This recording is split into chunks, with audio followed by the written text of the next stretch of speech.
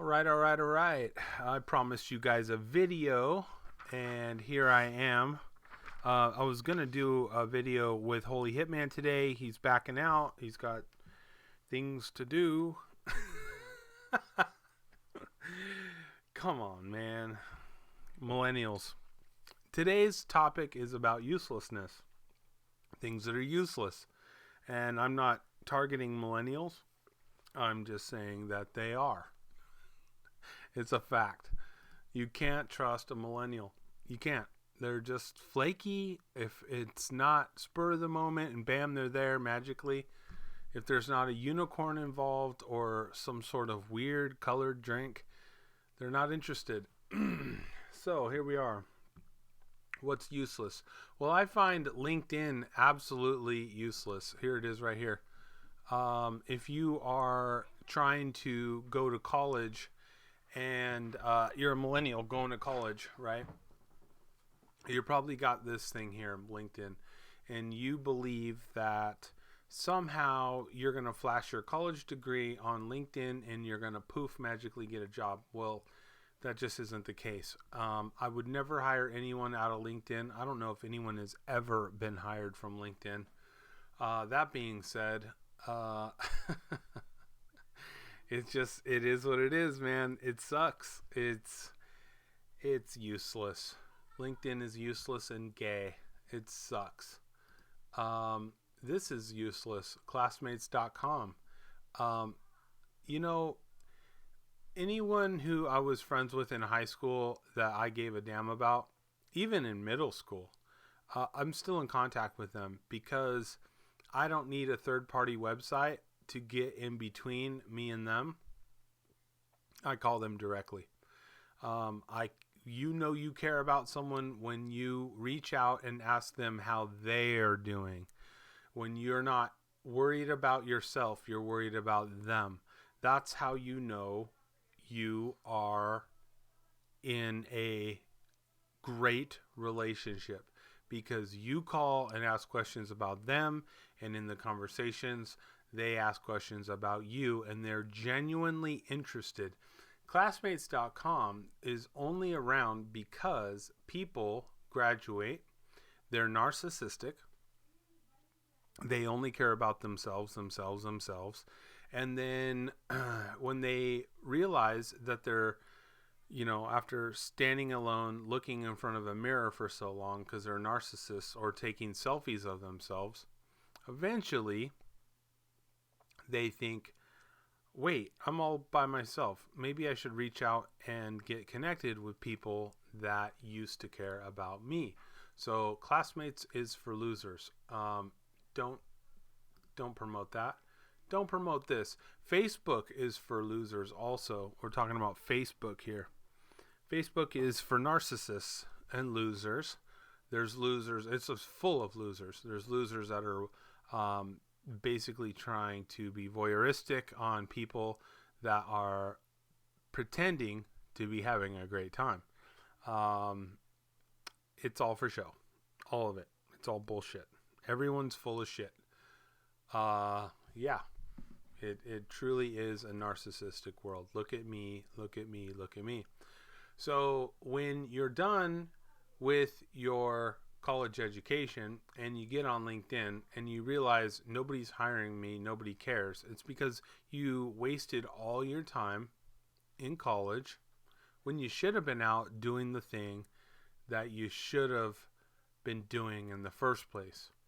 For example, I never ever hired somebody because they had a college degree. I only hired people because they had experience in that field. Now, if you show me a college degree and no experience, get stepping. It's not important to me. I want someone who knows how to show up to work and works hard from day one, because we've gotten all that out of the way. See, a college person who gets their first job is new to working.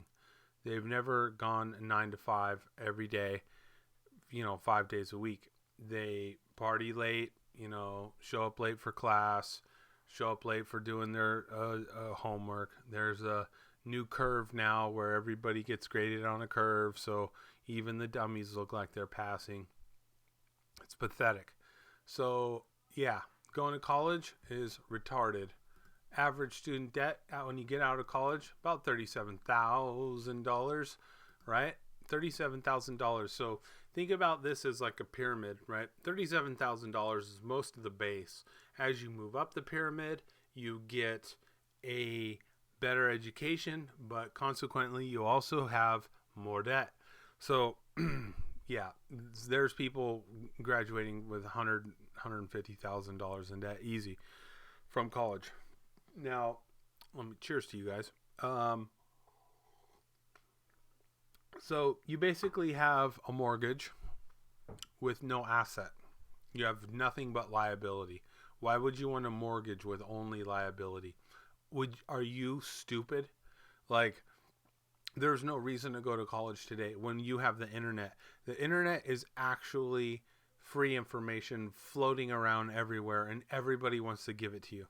They're giving away free information, and people are paying and becoming debt slaves to learn this information. How dumb do you have to be? If you need an education, go and work for free for someone until they hire you. Prove to them that you're worth a damn. That's what you do. That's how you get ahead. You become an apprentice. You work side by side with those in the field. You rub elbows with them. You start to earn their trust, and they mentor you, and you're learning directly from the experts. They say, there's a saying that says, those that can't teach, and that's exactly what they do. Professors in college are numbskulls. They're towing a liberal line. They're giving marching orders on what they say and how they indoctrinate your children, and you're paying for them to basically go screw around on your money, or if they're dumb enough to not, rack up that debt on their own, and basically, screw around, get a diploma at the end of it, and still have hardly any chance of getting a job. Because, listen, the greatest generation isn't retiring because they can't. The ship be sinking, the economy going down. They weren't smart enough. Most of them weren't smart enough to save. So you've got all this student debt. I get it. All right. What else is worthless? Well,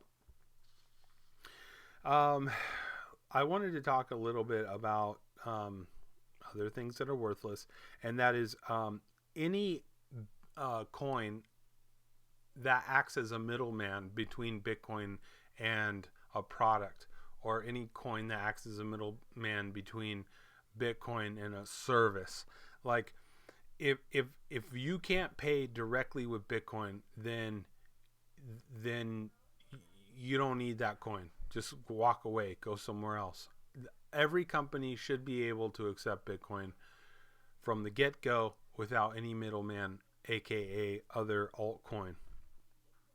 So I wanted to talk a little bit about the coins that are trying to quote-unquote bank the unbanked. This is we're here to bank the unbanked for we're working heavily in Africa, blah blah blah. Well, let's look at Google Maps here. Let's look at Africa. No. What happened? There it is. Bring it back to me. There it is. Okay, so let's look at Africa. Boom. Many cryptocurrencies are now catering to Africans. Okay. The reason why they're catering to Africa is because they believe it's low-hanging fruit. They say, oh, here's a bunch of people that aren't connected to banking, so we want to jump in there with our Bitcoin. Now, I kind of fell in line with this in the beginning, but as time goes on, I realized that this is not a very good business strategy at all. If your business strategy is focused around people, a majority of them, that have no money, you'll never get rich. It'll be a pain in the butt. It'll be full of scandal, and you'll be pulling your hair out and heartache and headache, and nothing good will come of it. and you'll never make any money. Banking the unbanked is a stupid idea. The reason why they're unbanked is because they're low IQ, and these people would rather have warring factions than create something. So they're good at tearing things down, but they're not good at building things up.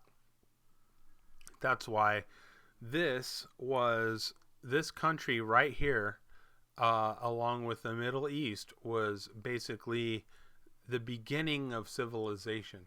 So if you've had 4,000-5,000 years, to basically move forward and advance and get better and better and better, and all you have to show for it are dirt roads and killing each other and living in trash, then you have yourself a problem.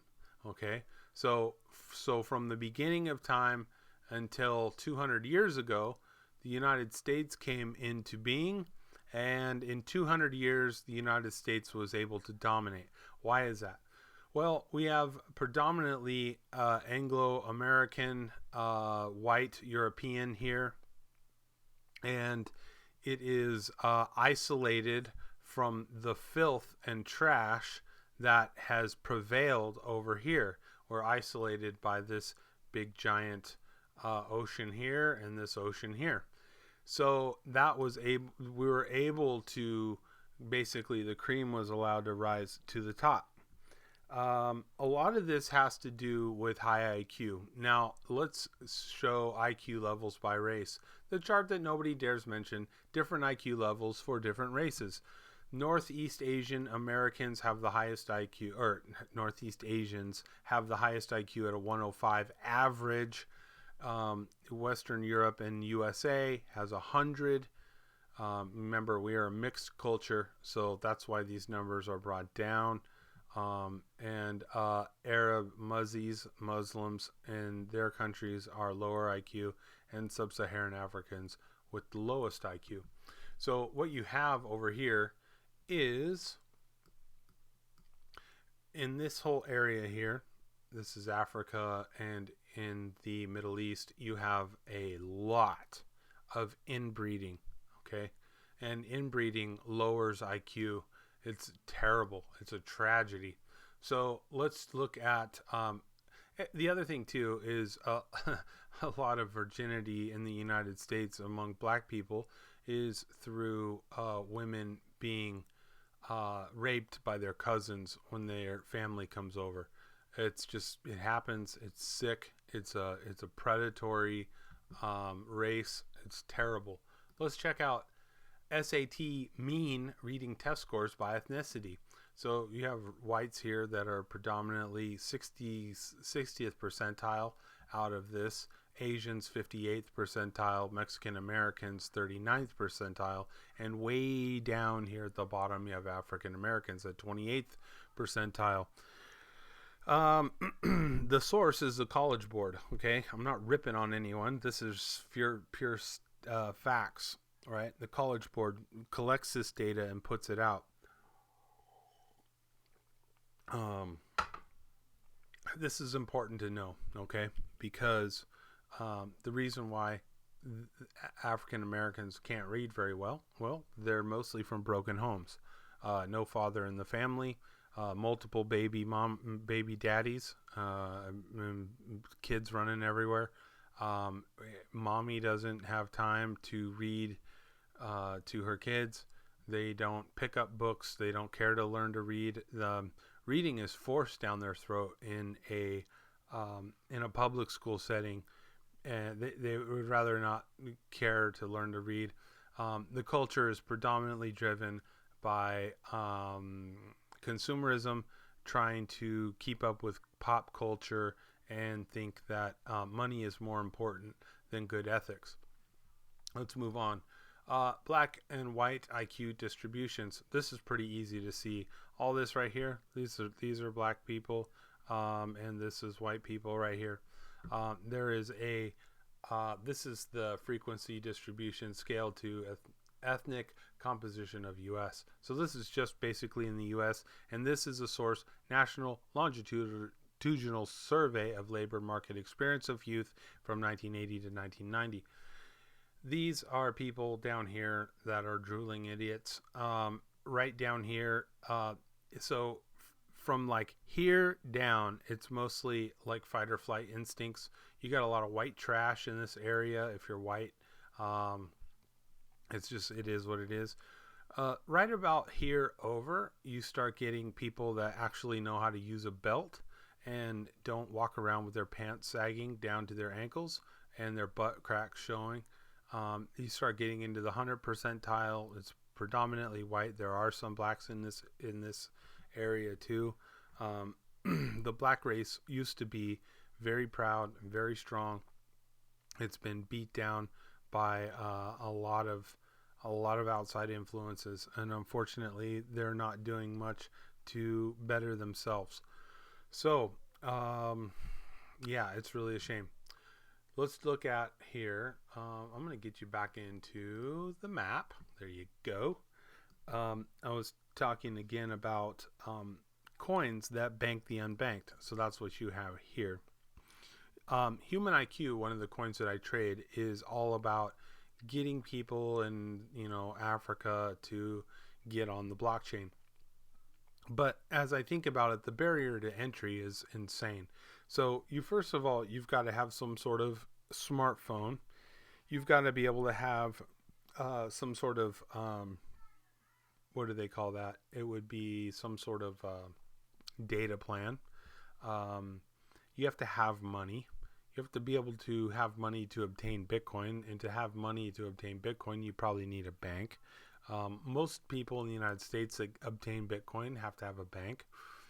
Most people to sell Bitcoin to get back into cash need a bank. So the onboarding, offboarding process is insane. If you think you're going to excel as a blockchain company in Africa, you're dead wrong.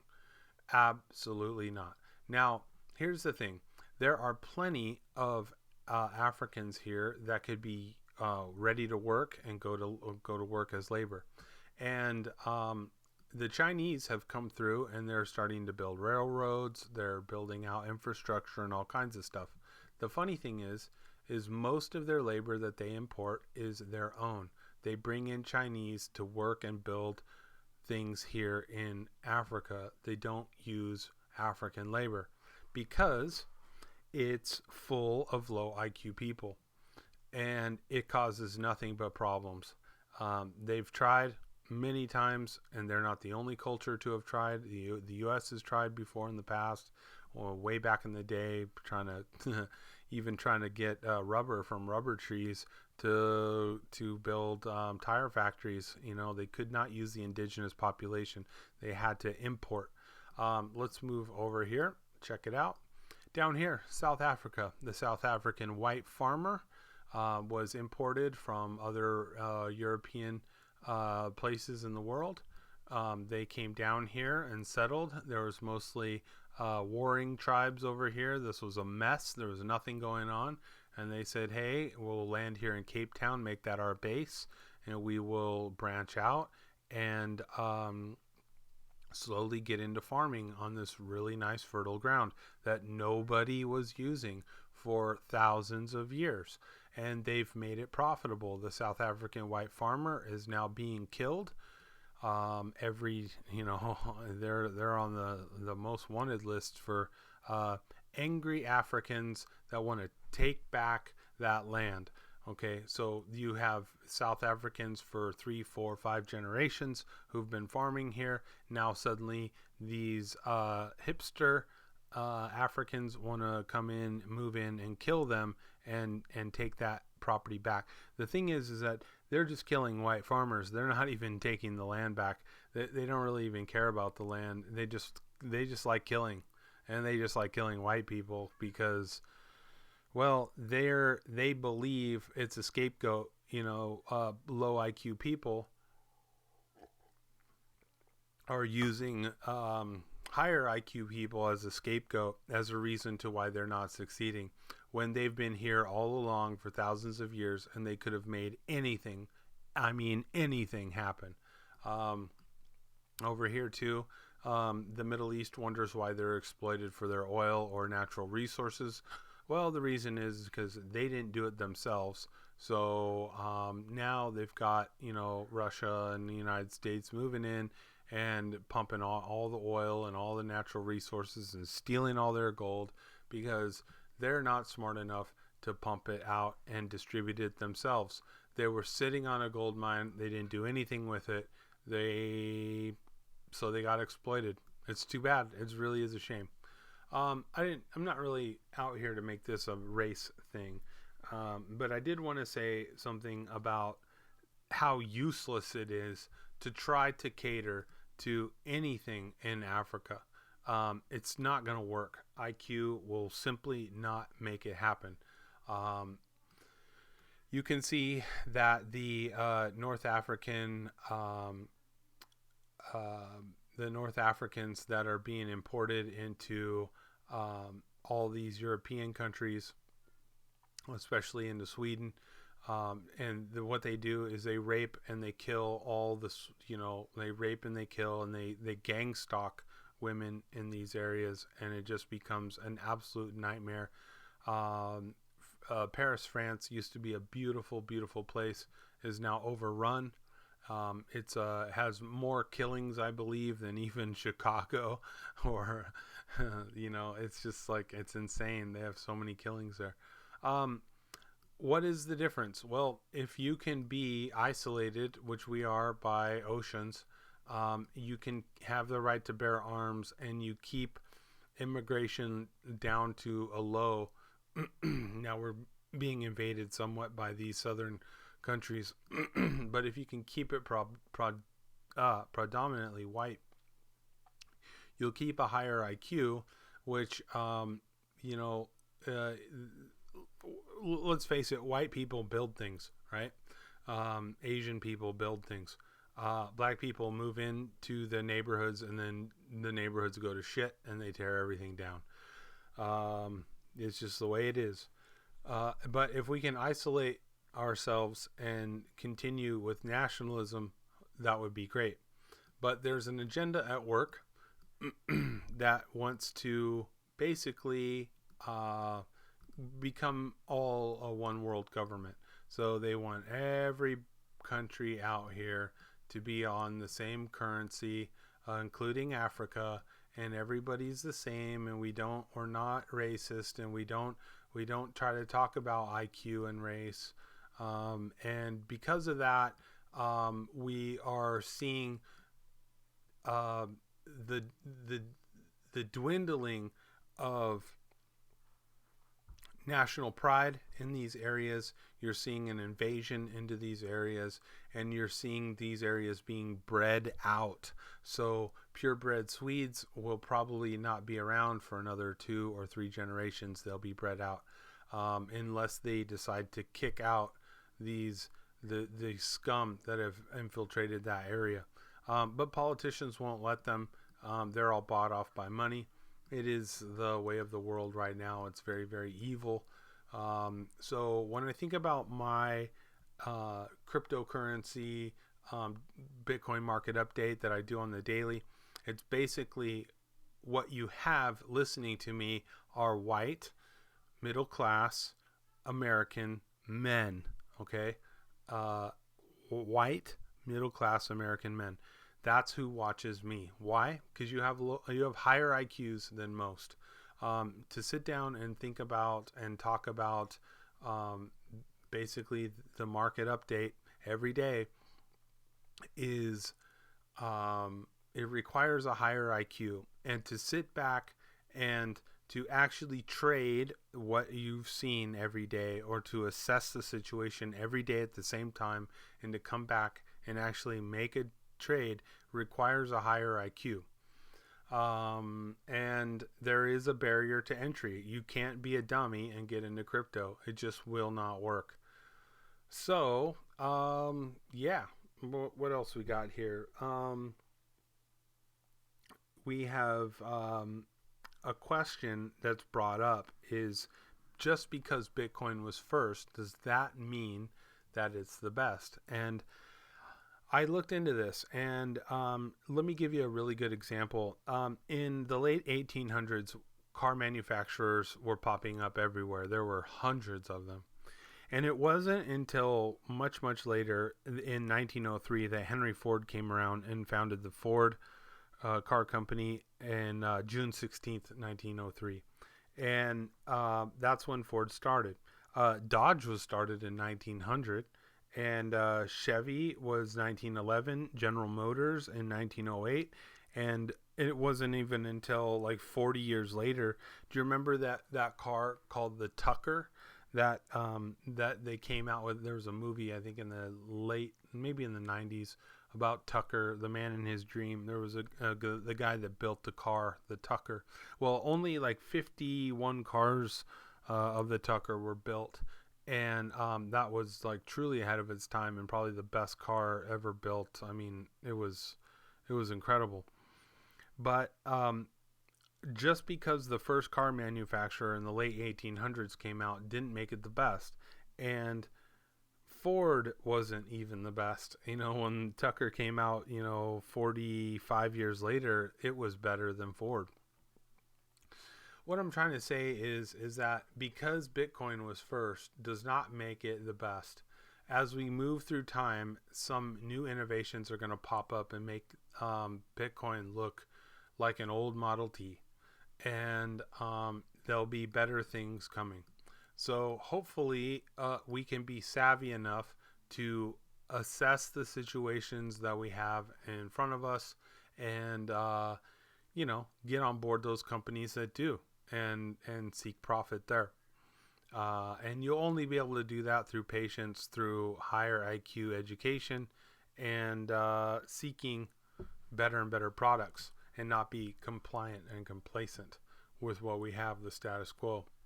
All right, guys. Well, that's all I've got for today. I just wanted to throw a few things out there to think about, little thought experiments. Just because it was first best, does it make it a long-term best about Bitcoin? I don't think so. I think history has proven that better things come along later. So we love Bitcoin now, and it is the standard, but maybe someday it won't be. And to try to keep an open mind about that. Okay, guys, God bless you. Hope you have a great evening, and I will see you tomorrow for the Bitcoin market update. I'm out.